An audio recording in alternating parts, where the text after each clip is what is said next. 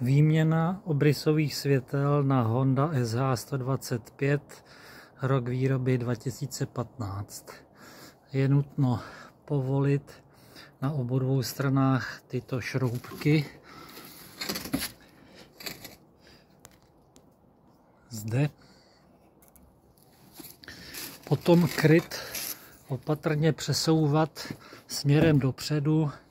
Jsou na něm zámky, které vám ukáží, jeden, druhý, třetí a potom zasunutý tento. Musí se ten kryt opatrně tlačit směrem dolů a tahat dopředu. Když je dostanete ven, už je velice jednoduché se dostat k žárovkám, které jsou umístěny zde.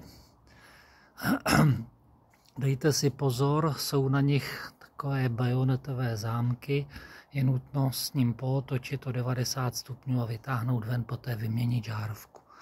Já jsem tam dal LED žárovky kvůli větší životnosti. No a teď tu jdu montovat zpátky. Změřil jsem napětí, všechno v pořádku, žárovky svítí, tak to jdu dávat dohromady. Dávejte pozor, ať neutrhnete nějaké zámky. Zdar.